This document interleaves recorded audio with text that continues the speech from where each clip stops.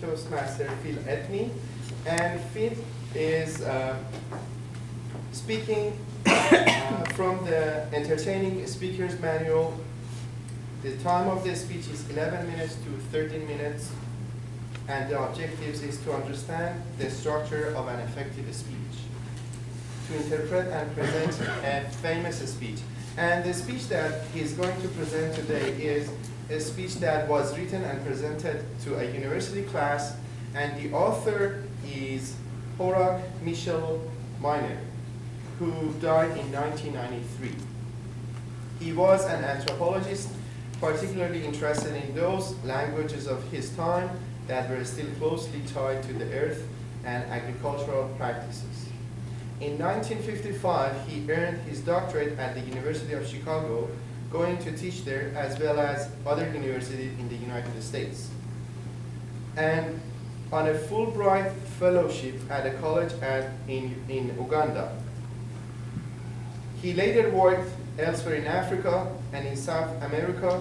He published several books, including Culture and Agriculture in 1949, and City in Modern Africa in 1967. The title of the speech is Body Ritual of the Adanac. Please help me in welcoming Phil Edney with Body Ritual of Adanac.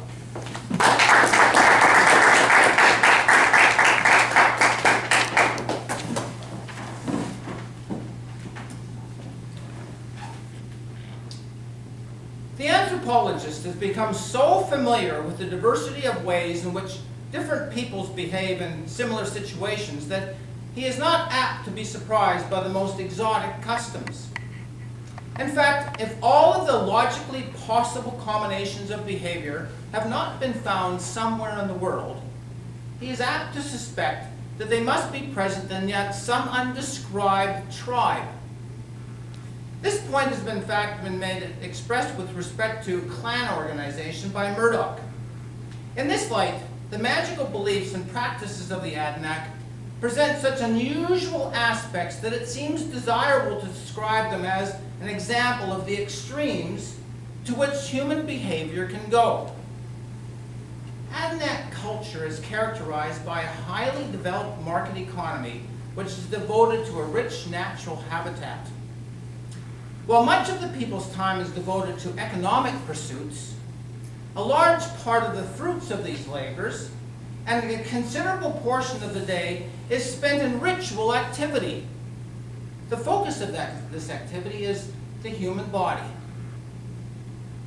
The fundamental belief underlying the whole system appears to be that the human body is ugly, and its natural tendency is to debility and disease.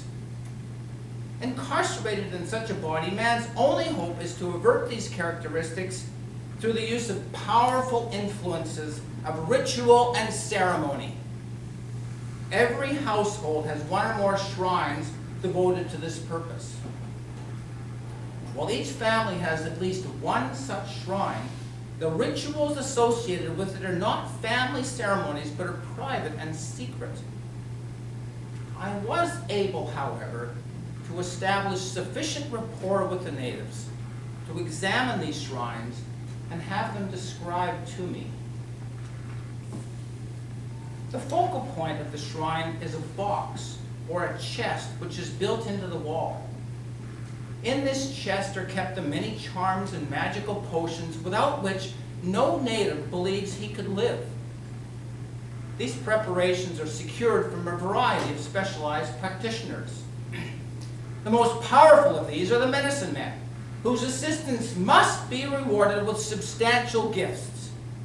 However, the medicine men do not provide the curative portions for their clients, but decide what the ingredients should be and write them down in some secret and ancient language.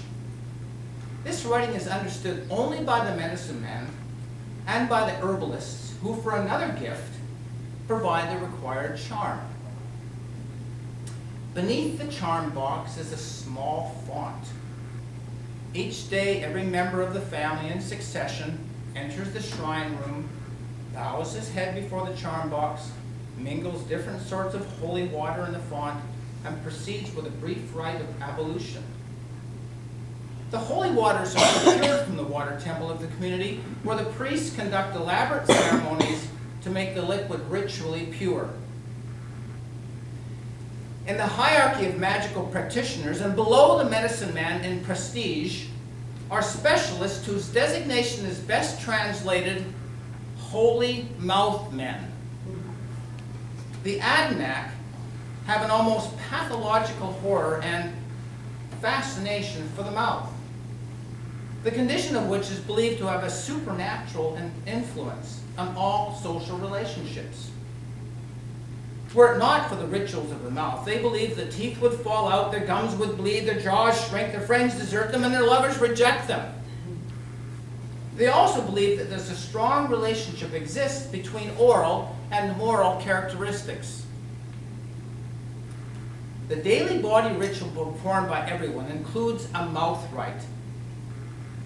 Despite the fact that these people are so punctilious about the care of the mouth, this rite involves a practice which strikes the uninitiated stranger as revolting. It was reported to me that the ritual consists of inserting a small bundle of hog hairs into the mouth, and along with certain magical powders, and then moving the bundle in a highly formalized series of gestures. In addition to the private mouth rite, the people seek out a holy mouth man once or twice a year. These practitioners have an impressive set of paraphernalia, consisting of a variety of augurs, awls, probes, and prods. The use of these objects in the exorcism of the evils of the mouth involves almost unbelievable ritual torture to the client.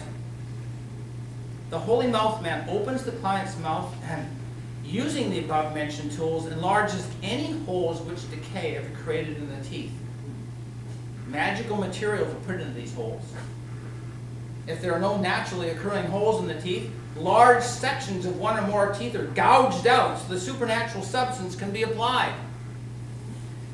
In the client's view, the purpose of these ministrations is to arrest decay and draw friends. The extremely sacred and traditional character of the rite is evident in the fact that the natives return to the holy mouth man year after year, despite the fact the teeth continue to decay. It is hoped that when a thorough study of the adanac is made, there will be a careful inquiry into the personality structure of these people. One has but to watch the gleam in the eye of the holy mouth man as he jabs an awl into an exposed nerve to suspect that a certain amount of sadism is involved. If this can be established, a very interesting pattern emerges. For most of the population shows definite masochistic tendencies. It was to these that Professor Linton referred in discussing a distinctive part of the daily body ritual which is performed only by men.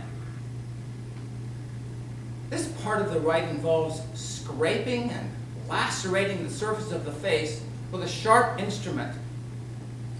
Special women's rites are performed only 4 times during each lunar month. But what they lack in frequency is made up in barbarity. As part of the ceremony, women bake their heads in small ovens for about an hour. The theoretically interesting point is that what seems to be predominantly masochistic people have developed sadistic specialists.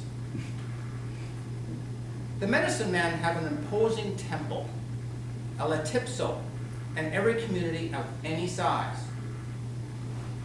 The more elaborate ceremonies required to treat very sick patients can only be performed at this temple. These ceremonies involve not only the thermitage, but a permanent group of vestal maidens who move sedately above the temple in distinctive costume and headdress. The supplement entering the temple is first stripped of all of his or her clothes. Now, in everyday life, the adanac avoids exposure of his body and its natural functions. Bathing and extratory acts are performed only in the secrecy of the household shrine, where they are ritualized as part of the body rites. psychological shock results from the fact that the body's secrecy is suddenly lost upon entry into the Letipso. A man whose own wife has never seen him in an exploratory act suddenly finds himself naked and assisted by a Vestal maiden while he performs his natural functions into a sacred vessel. This sort of ceremonial treatment is necessitated by the fact that the excreta are used by a diviner to ascertain the course and nature of the client's sickness. Few supplements in the temple are well enough to do anything but lie on their hard beds. The daily ceremonies, like the rites of the Holy Mouth Man, involve discomfort and torture. With ritual precision, the Vestals awaken their miserable charges each dawn and roll them about in their beds of pain while performing ablutions, in the formal movements of which the maidens are highly trained. At other times, they insert magic wands in the supplement's mouth or force him to eat substances which are supposed to be healing. From time to time, the medicine men come to the clients and jab magically treated needles into their flesh. The fact that these temple ceremonies may not cure or may even kill the neophyte in no way decreases the people's faith in the medicine man. In conclusion, mention must be made of certain practices which have their base in native aesthetics, but which depend upon the persuasive aversion to the natural body and its functions. There are ritual fasts to make fat people thin, and ceremonial fasts to make thin people fat. Still, other rites are used to make women's breasts larger if they're small, and smaller if they're large. General dissatisfaction with breast shape is symbolized in the fact that the ideal form is virtually outside of the range of human variation. A few women afflicted with almost inhuman hypermammary development are so idolized that they make a handsome living by simply going from village to village, permitting the natives to stare at them for a fee. Our review of the ritual life of the adanac has certainly shown them to be a magic-ridden people. It is hard to understand how they have managed to exist so long under the burdens which they have imposed upon themselves. But even such exotic customs as these take on real meaning when they are viewed with the insight provided by Molinsky when he wrote, "Looking from far and above, from our high places of safety in the developed civilization, it is easy to see all the crudity and irrelevance of magic. But without its power and guidance, early man could not have mastered its practical difficulties as he has done. Nor could man have advanced to the higher stages of civilization."